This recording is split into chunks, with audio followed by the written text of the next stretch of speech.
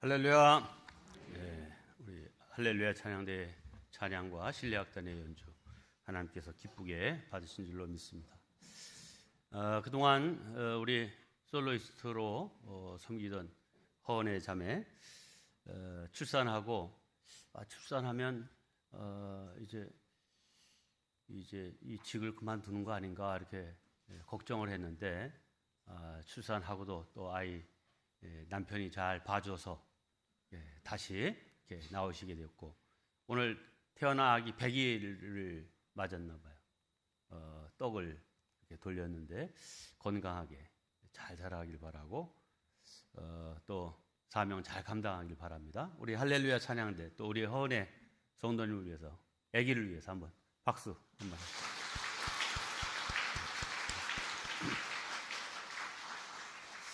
오늘 예배에 참석한 모든 성도님들에게도 하나님의 은혜와 평강이 충만하게 임하시기를 주님의 이름으로 축원합니다.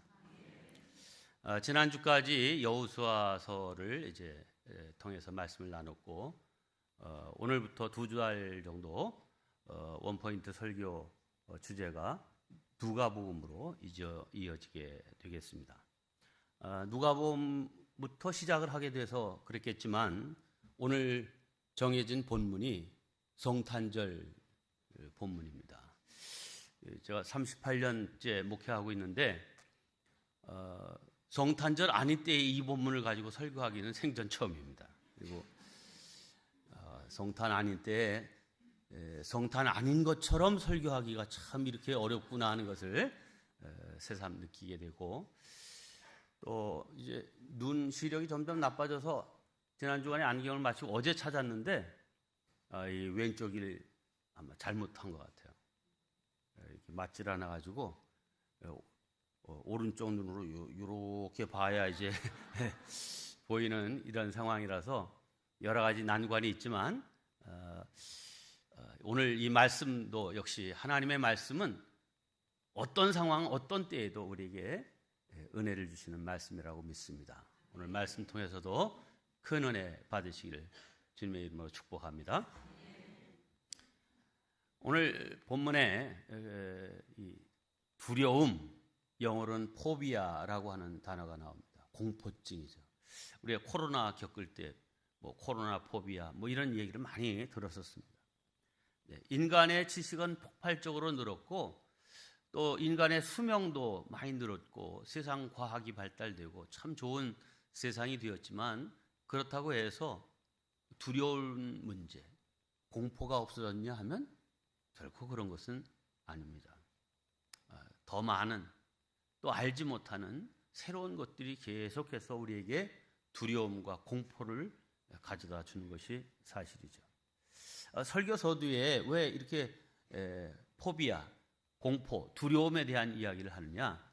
오늘 본문에 이 두려움에 대한 이야기가 주된 주제이기 때문입니다. 오늘 본문은 예수님이 베들레헴에서 탄생하시는 때의 일을 기록하고 있습니다. 한 천사가 한밤중에 이 베들레헴 들에서 양을 치는 목자들에게 나타나 이렇게 말씀합니다. 천사가 이르되 무서워하지 말라. 여러분 성탄의 첫 메시지가 무서워하지 말라. 좀 이상하지 않습니까? 좀 더 좋은 말이면 좋을 텐데 첫 말은 무서워하지 말라 하는 거였어요.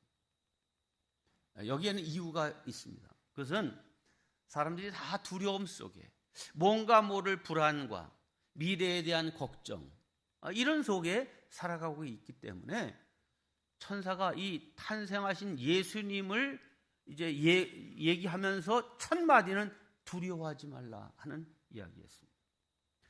자, 이 두려워하지 말라라고 하는 이 천사의 음성에 목자들의 반응은 뭐였습니까?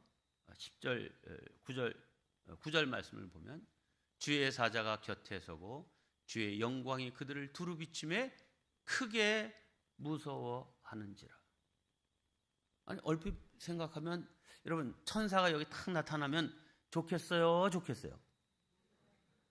우와, 천사님 이러게 좋을 것 같은데 천사를 본 목자들은 두려워했다. 목동을 생각해 보면 이 사람들은 굉장히 거친 환경 속에서 살아가는 사람들입니다. 밤을 새워서 이렇게 일을 해야 되고 척박하고 어려운 환경 속에서 이제 일하는 사람들이었기 때문에 겉으로 보면 아주 강해 보이고 어떤 두려움도 없이 살아가는 사람들처럼 보입니다. 그런데 이 목자들의 실상 그 속 내면에는 두려움이 숨겨져 있었던 것입니다. 야, 나는 이 힘든 삶을 언제까지 지속할 수 있겠는가? 나의 미래는 무엇인가? 그저 하루하루 먹고 사는 것으로 단가? 이런 그 속에 있는 생각이 밝은 빛과 함께 감추어졌던 삶의 두려움이 이렇게 딱 드러난 것이죠. 물론 이 목자들이 두려워한 것은 이런 삶의 문제, 미래에 대한 걱정, 이것만은 아닙니다. 성경에 보면 천사를 만났거나 밝은 빛으로 나타나는 하나님을 만났을 때 한결같이 사람들은 다 두려워했습니다. 창세기 28장에 야곱이 천사들이 이 베델에서 하늘까지 닿은 사다리를 오르락내리락 하는 그런 장면을 봤을 때에 야곱이 이렇게 탄식합니다. 이에 두려워하여 이르되 두렵도다 이곳이요.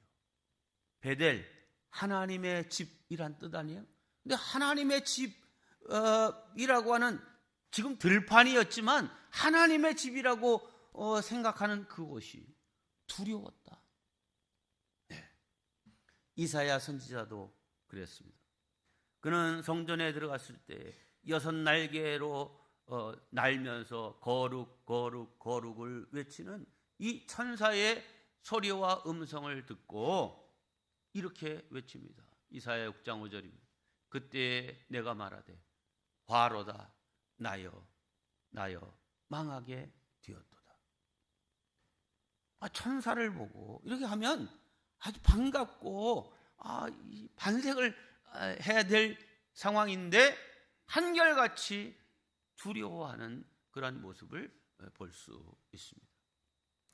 자, 영광의 빛과 함께 천사들을 본 사람들의 반응, 왜 두려움이었을까?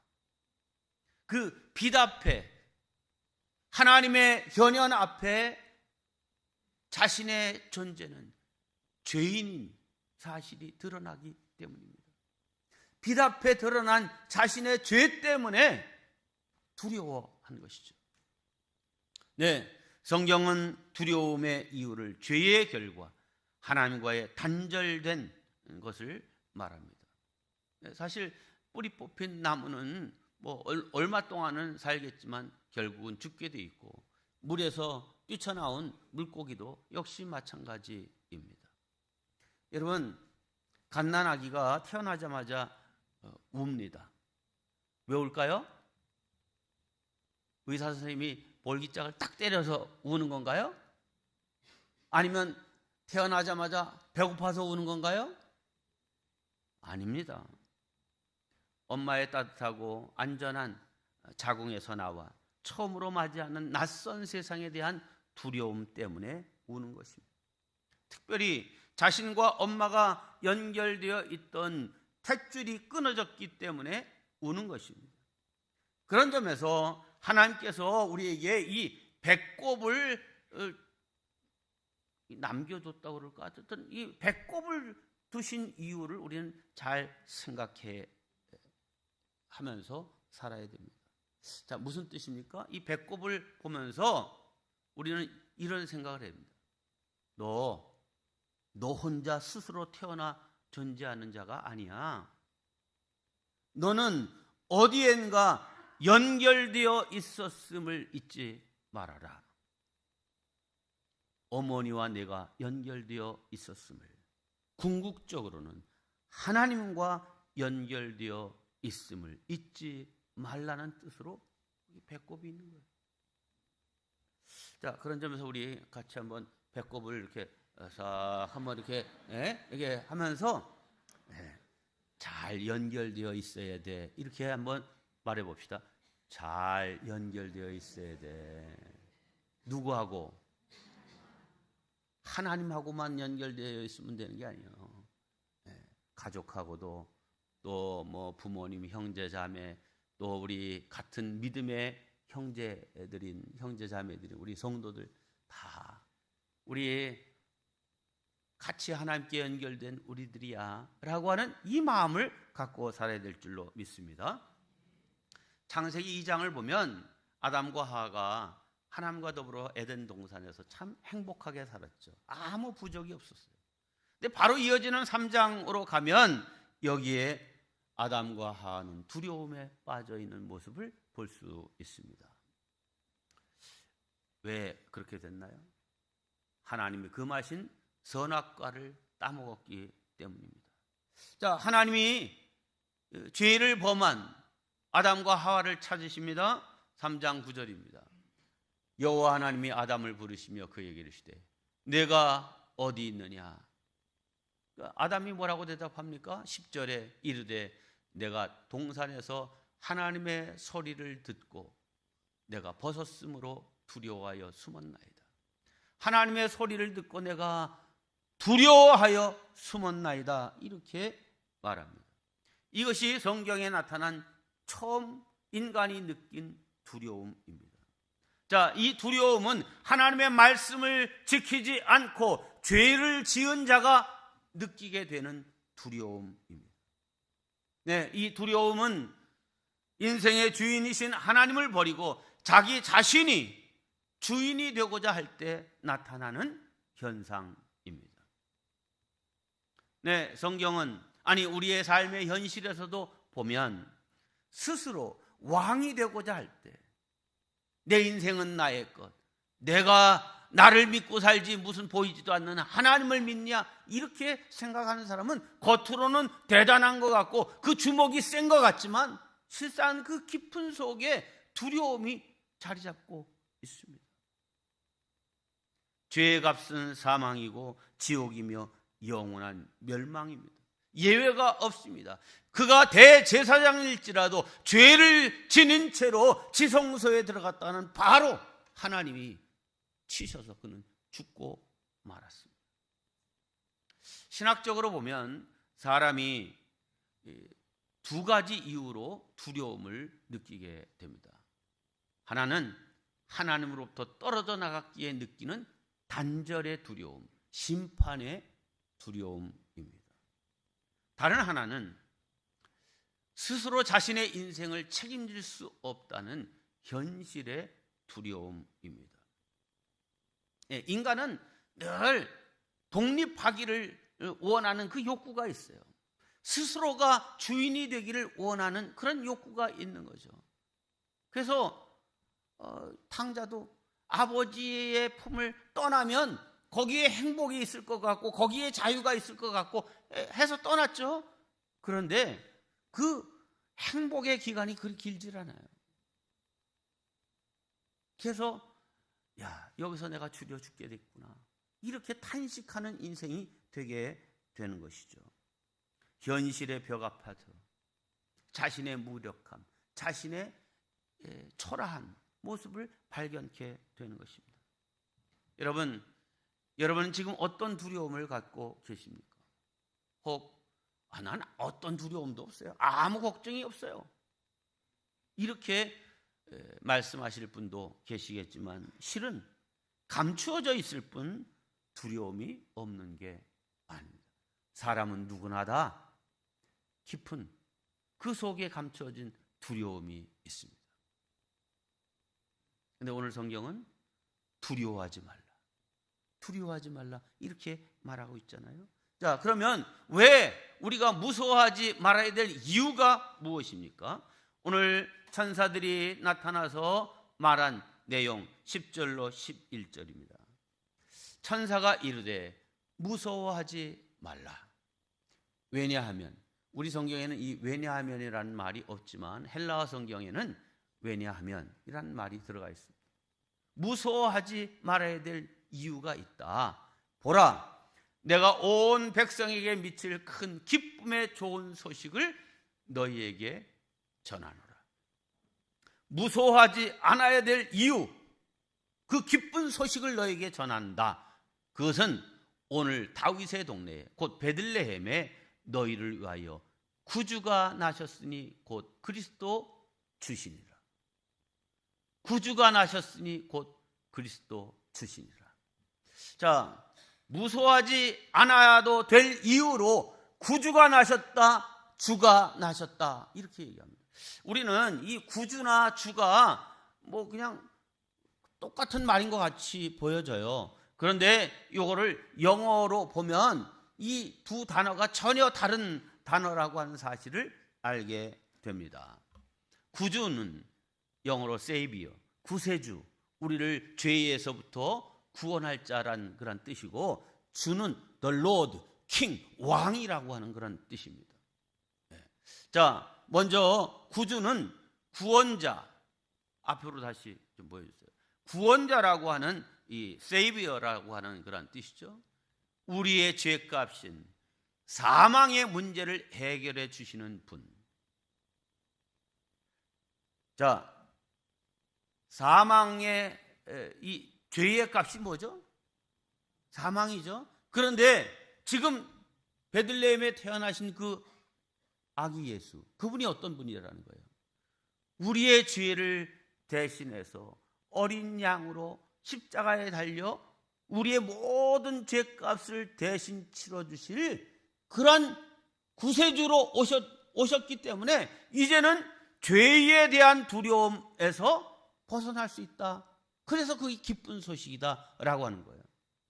그 다음에 두 번째, 그 주께서 더 로드, 왕이 오셨기 때문에 기쁘다. 왜?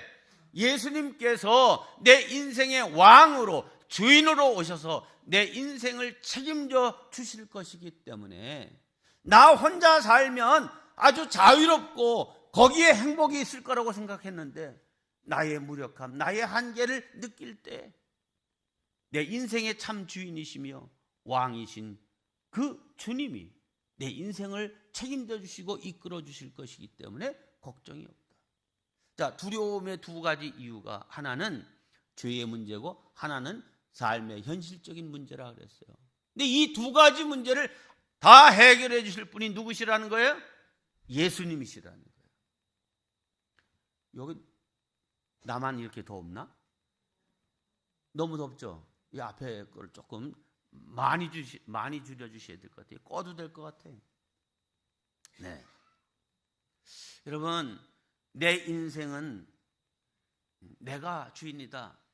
참 멋진 말인 것 같지만 피조물인 우리 인간은 한없이 미약하고 보잘것없는 종입니다. 그래서 우리는 날마다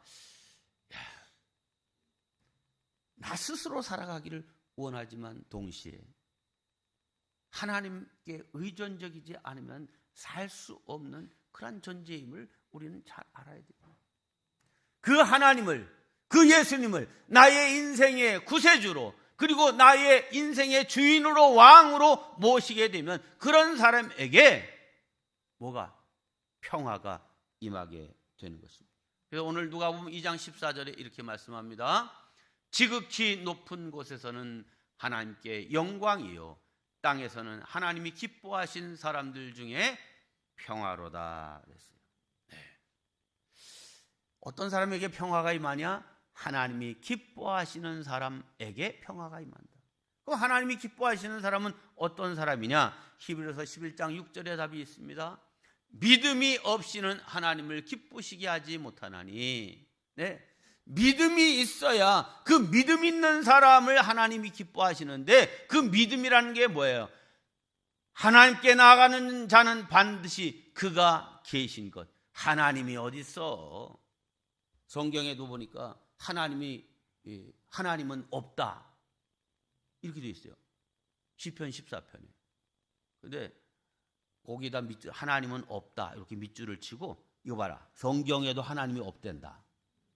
근데 그 앞에 뭐라고 되어 있냐면 어리석은 자는 그 마음에 이르기를 하나님은 없다 하느니라 이렇게 되어 있어요. 성경에 그 앞뒤 문맥을 보면 어떤 사람이 하나님을 없다고 그러는 거예요? 어리석은 사람. 네. 그가 계신 것과 또한 그가 자기를 찾는 자들에게 상 주시는 이심을 믿어야 할지니라. 예수님이 나의 인생의 구세주이시고 나의 왕이시다라고 믿는 사람에게 평화를 주신다는 거예요. 그 하나님이 기뻐하시는 자이기 때문에 그런 자에게 평화를 주신다. 자, 그러니 복음이라는 것이 무엇입니까? 복음은 한마디로 예수님이 나의 죄를 해결하신 구세주가 되셨고 내 삶의 문제를 책임져 주시는 왕이 되셨다는 것입니다. 우리 다 같이 저 위에서부터 같이 봉독합니다. 시작. 복음은 한마디로 예수님이 나의 죄를 해결하신 구세주가 되셨고 내 삶의 문제를 책임져 주시는 왕이 되셨다는 것입니다. 네. 자, 다 그렇게 믿으시죠? 네. 그러면 이제 다 끝난 거 아니에요? 이제 우리는 걱정 없다, 평화로다, 할렐루야, 이렇게 하고만 살아야 되는데, 목사님 그렇게 믿긴 믿는데 현실은 그게 아니네요. 현실은 걱정이 많고요, 삶이 녹록질 않아요. 여러분 예수 믿으시잖아요. 다 우리 다 믿잖아요. 근데 걱정 없어요? 두려움 없어요? 다 있잖아요. 이게 뭡니까? 오늘 본문도 마찬가지입니다. 예수님이 태어나신 당시의 현실은 결코 이상적이지 않았습니다. 오늘 1절부터 읽어야 되는데 1절부터 안 읽고 중간부터 읽었는데 2장 1절을 보면 여기에 아구스토라고 하는 로마의 황제가 나옵니다. 2장 1절입니다. 그때의 가이사, 이 가이사는 나라마다 그 발음이 좀 다르고 칭호가 다르죠. 카이저, 가이사, 혹은 하여튼 황제란 뜻이에요. 황제 아구스토가 영을 내려 천하로 다 호적하라 하였으니 이렇게 되어 있어요. 황제가 명을 내려 천하의 모든 사람들, 그러니까 로마의 그 모든 영토 안에 있는 사람들은 다 자기의 본적지에 가서 호적을 등록하라. 왜? 이때부터 인두세를 내게 하기 위해서 호적을 하라 이렇게 한 겁니다. 자, 이 아구스토가 누구냐 하면 로마의 초대 황제인 아우구스투스입니다. 이 아우구스투스는 이후 1000년간 이어진 로마 공화정을 이제 설립한 사람입니다. 그리고 본인이 이 세상에 정의와 평화를 가져왔다 이렇게 선언했죠. 그는 자신의 양아버지였던 율리우스 시저를 신으로 선포하고 자신은 그의 신의 아들이라고 칭했습니다. 그리고 세상 사람들도 이 아구스토를 세상의 구주 세이비어, 세상의 왕이자 주로 불렀습니다. 지금 이스라엘이라고 하는 현실은 그 아구스토라고 하는 황제가 다스리는 나라의 속국으로, 피지배국으로 지금 살아가고 있습니다. 그러니까 이 누가복음 2장에는 두 구원자를 보여주고 있습니다. 하나는 실제 그 당시 세상을 장악하고 있던 로마 제국의 황제인 아구스토를 보여주는데, 그는 실제로 살아있는 권력자이자 신의 아들이라 칭함받는 그런 사람이었습니다. 다른 하나는 이 세상을 장악하기는커녕 그 당시 사회의 가장 밑바닥에 속한 가난한 목수의 아들로 태어나되 출생할 장소도 없어 냄새나는 구유에 나신 아기였습니다. 하나님이 좀 예수님을 보내실 때 아기로 보내시지 말고 그냥 딱 그냥 바로 30살 때 그냥 힘 좀 쓰고 막 이러는 구세주로 보내시지. 아기가 뭘 해? 이거 대비잖아요. 지금 아구스도는 왕궁에 있고 또 다른 왕이라고 하시는 예수님은 말 구유에 누워 있어요. 애기예요. 자, 우리의 믿음과 기도와 찬양의 대상이 되시는 예수님은 세상의 황제인 아구스도에 비하면 아무 힘없는 아기처럼 보이는 이걸 대비하고 있는 거예요. 그렇습니다. 우리가 예수님을 왕 중에 왕이요 전능하신 하나님이라고 찬양하고 고백하지만 실상 아주 가끔은, 아니 너무나 자주 예수님은 그저 저 구유에 누여 아무런 힘도 발휘할 수 없는 분처럼 느끼게 된다는 사실입니다. 우리가 아무리 믿음을 갖고 열심히 기도해도 아구스도로 상징되는 세상의 돈이나 권력의 힘에 비할 수 없는 것이죠. 이게 현실입니다. 자, 그럼 누가 참된 주님이신가요? 아구스도입니까? 아니면 아기 예수입니까? 로마 황제 아구스도가 천하의 호적 등록을 명령하여 제국 내 모든 백성들을 다 움직이게 했습니다. 요셉과 마리아도 무조건 고향으로 가야만 했습니다. 하필 마리아 임신 말기에 이런 칙령이 내려진 것입니다. 나사렛에서 베들레헴까지는 무려 160km나 떨어져 있습니다. 서울에서 대전 초입까지 갈 정도의 거리입니다. 만삭의 임산부가 걸어서 혹은 나귀를 타고 간다 해도 거의 불가능한 먼 길입니다. 그러나 선택권이 없습니다. 나라 잃은 속국의 백성으로서 제국의 정책에 무조건 복종해야만 했습니다. 여기까지만 보면 요셉과 마리아는 세상 권력과 통제에 힘없이 당하고 있는 유약한 그리스도인들의 모습을 보는 듯 합니다. 자, 그러면 오늘 성경은 세상의 현실이 그러니 무서워할 수밖에 없다고 하는 것입니까? 아닙니다. 정반대입니다. 오늘 이 성경 말씀은 누가 진정으로 이 세상을 통치하고 다스리고 있는지를 보여주는 강력한 말씀입니다. 황제의 칙령, 그걸로 세상이 다 움직이는 것 같지만 오히려 이 황제의 칙령은 700년 전 메시아 탄생의 예언을 성취하는 도구로 쓰이고 있는 것뿐입니다. 구약의 미가 선지자가 장차 오실 메시아가 어디에서 태어나신다고 그랬어요? 다윗의 동네 유다 땅 베들레헴에서 태어나신다고 그랬어요. 자, 여러분 생각해 보세요. 지금 요셉과 마리아가 어디 살고 있어요? 나사렛에 살고 있어요? 베들레헴에 살고 있어요? 나사렛에 살고 있어요. 네? 지금 만삭이야.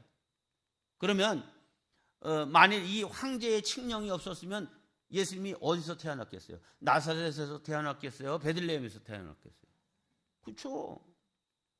그런데 하나님께서 당신께서 하신 말씀, 예언자들을 통하여 이루시고자 하는 그런 뜻을 이루시고자 누구를 쓰시는 거예요? 황제를 쓰시는 거예요. 황제. 그래서 2절에 보면 이 호적하는 일은 인류 역사상 처음이라는 거예요. 처음 있는 일을 지금 하나님이 아구스도야, 너 칙령을 내려서 다 호적하게 해라 해서 명령 내린 거예요. 세상 정치인들은 다 자신들이 세상을 통치하고 다스리고 있다라고 생각하고 있지만 누가 진짜 세상을 다스리고 있냐? 아구스도가 아니라 어린 구유에 누워 있는 예수님이십니다. 이사야 9장 6절은 이 메시아를 일러 이렇게 말하고 있습니다. 그의 이름은 기묘자라, 모사라, 전능하신 하나님이라, 영전하시는 아버지시라, 평강의 왕이라 할 것입니다. 여러분, 구유에 누워 있다고 해서 그가 힘없는 한 아기가 아닙니다. 그는 기묘하고 놀라운 모사요 전능하신 하나님이자 영전하시는 아버지이신 것입니다. 그러므로 그분이 나의 주님, 그분이 나의 주 왕이시면 그것을 알고 믿는 자는 더 이상 두려움에 빠져 있을 이유가 없습니다. 여러분 보세요. 이 로마 황제가 아무리 자기 뜻대로 하려고 했어도 결국 300년이 지난 이후 로마 제국에서 기독교를 국교로 선포하게 됩니다. 기독교인들을 그렇게 잡아 사자굴에 던져놓고 막 그냥 이 설교 용어에 좋지 않아. 하여튼 불에 태워주기도 하고, 하여튼 그 사지를 다 찢어주기는 이런 끔찍한 일을 그렇게 자행했어도 예수 믿는 자들이 기하급수적으로 늘어나고, 결국은 서기 200년부터는 기독교인들이 세상을 지배해서 왕실에서도 정결한 기독교인 집안의 딸들을 왕가의 며느리로 맞이하게 되면서 결국은 300년 시대에 접어들면서 나라의 국교로 기독교를 선포하게 된 것이죠. 자, 유대인들 보세요. 유대인들이 예수님을 잡아 십자가에 처형해서 죽임으로 유대인들은 드디어 우리의 뜻을 이루었다, 우리가 이겼다라고 생각했지만 오히려 예수님은 그 죽으심으로 우리의 죄를 사하시려는 하나님의 뜻을 다 이루셨습니다. 지금 십자가에 달려서 예수님께서 하신 마지막 말씀이 무엇입니까? 다 이루었다. 네. 인류에 지은 모든 죄를 그 죄의 값으로 죽어야 되는 그 죽음을 지금 내가 이제 이룬다 하는 그런 뜻이죠. 성도 여러분, 그러므로 때로 우리의 눈에 이해할 수 없는 일이 예수 잘 믿는 나에게 벌어져도 주님의 주되심을 신뢰해야 합니다. 거칠고 험한 세상의 현실이지만 기묘한 모사요 전능하신 하나님이신 주님의 통치는 아주 우리가 생각하는 것보다 훨씬 더 느리게 움직이져 가는 것 같고, 내 생각대로 이루어지는 것 같지 않지만 완벽하게 당신의 뜻을 이루어 가십니다. 이것을 믿는 것이 우리 그리스도인입니다. 그러므로 그분을 진실로 믿는 자에게는 더 이상 두려움은 없고 평강이 있는 거죠. 내 삶에 이루어지는 일들이 내 생각하고 맞지 않아도 아멘, 주의 뜻대로 이루어지이다 라고 고백할 수 있는 그가 참 그리스도인이고, 또 그에게 하나님의 평강이 주어지게 될 것입니다. 사랑하는 성도 여러분, 우리의 자녀 걱정의 대상이죠.